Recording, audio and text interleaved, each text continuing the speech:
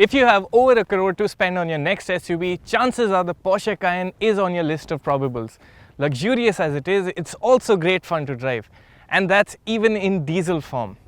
The good news is Porsche has updated its big SUV, and that's the model we have with us today. But to keep the Cayenne honest, we've got another contender, and that's the Range Rover Sport. Now, like the Cayenne, the Range Rover Sport is also luxurious and also promises great fun in the driving department. But which of them makes a stronger case for itself? That's what we're here to find out today.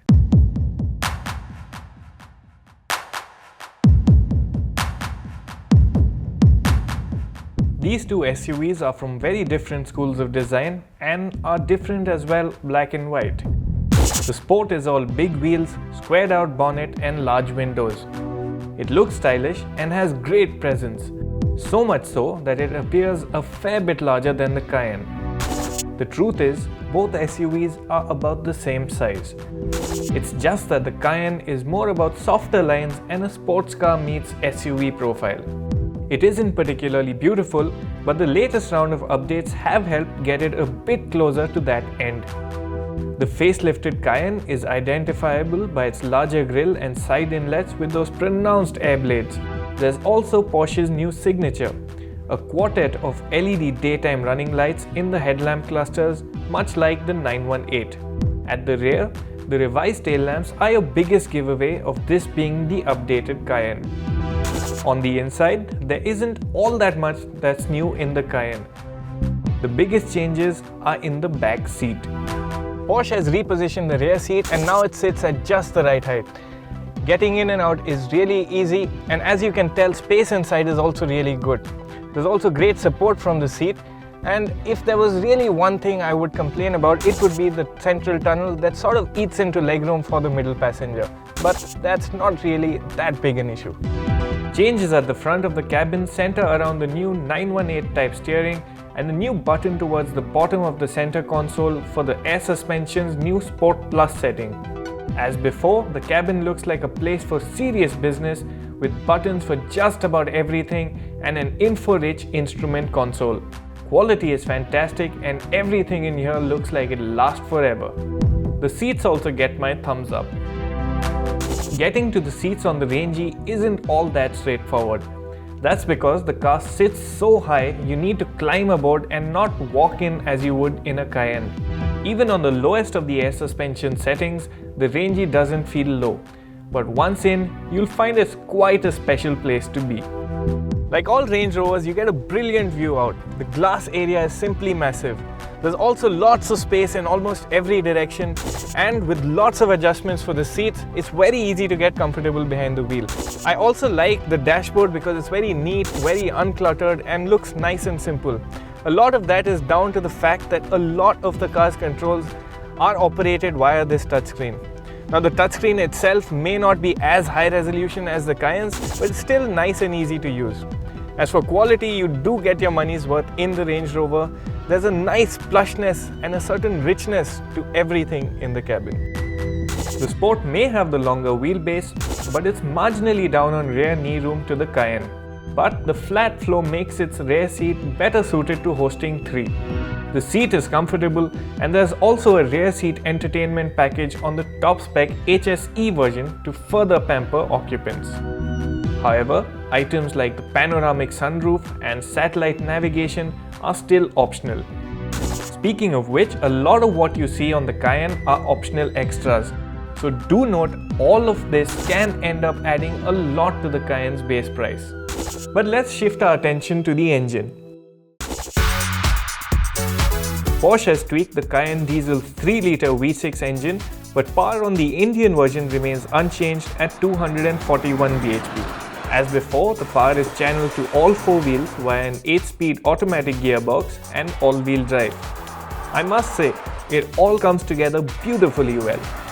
Like other Porsche diesels, the Cayenne also uses a 3-litre V6 that's sourced from Audi. It is very refined but not quite the quietest, but performance is absolutely effortless. You just give even the lightest input on the throttle and it'll move forward with a certain eagerness.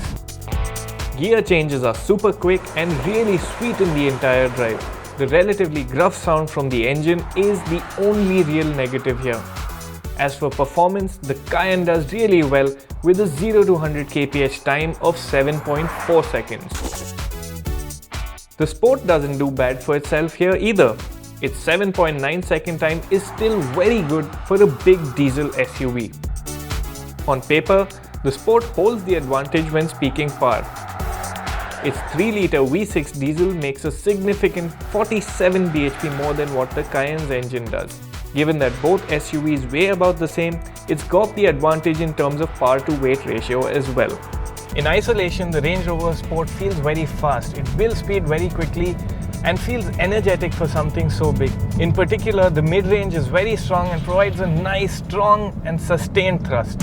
In fact, the way power surges in at about 2000 rpm makes the Sport feel more entertaining than the Cayenne, at least in a straight line. The quick shifting 8-speed gearbox only furthers the fun factor. Interestingly, both the Porsche and Range Rover use the same ZF 8-speed unit. Flat out acceleration aside, there's really very little to separate this duo in terms of in-gear timings. But what of ride and handling? For an SUV that rides on 20-inch wheels, the Sport rides really well. Low-speed ride quality is the highlight here and is in fact so good that you'd often think the road you're on is actually better than it is. It's that good. But the faster you go, the Sport's higher center of gravity comes into play. There's a fair amount of pitching on braking and noticeable vertical movement on wavy surfaces. There's a lot of roll around corners as well. What that means is you can't push the Sport as much as you'd like and have to tone down on enthusiasm. A slightly more communicative steering would have also helped. But those aren't complaints you'll have on the Porsche, because the way it drives will make you forget it's an SUV. The Cayenne is so sharp, so precise, you just want to drive it hard all day long. Play around with the settings and you'll also get a steering with great weight to it. There are no undue body movements either. Roll is well contained and that slightly floaty feel in the Sport isn't felt here. It drives every bit like a Porsche SUV should. Ride quality is good too, but unlike the Range, the Cayenne's low-speed ride is its lesser point. It's good but not as cushy as in the Sport, with a very European car firmness you just can't escape. However, build up the pace and ride quality keeps getting better and better. The Cayenne remains flat, composed and largely undisturbed by high-speed movements. And for the adventurous few, there's quite a bit of good news. Both SUVs come with height adjustable suspensions, decent approach and departure angles, and a whole host of electronics to keep you on course. However, for serious off-roading, the Range Rover is perhaps the safer bet. It gets Land Rover's amazing terrain response system that preps the car's systems for a variety of scenarios. The Range Rover is also the only one here with a full-size spare tyre. The Cayenne makes do with a space saver. Not quite the ideal solution. So it's been a fairly close fight between the two, but as always, we had to pick one winner. There's something very charming about the Range Rover Sport.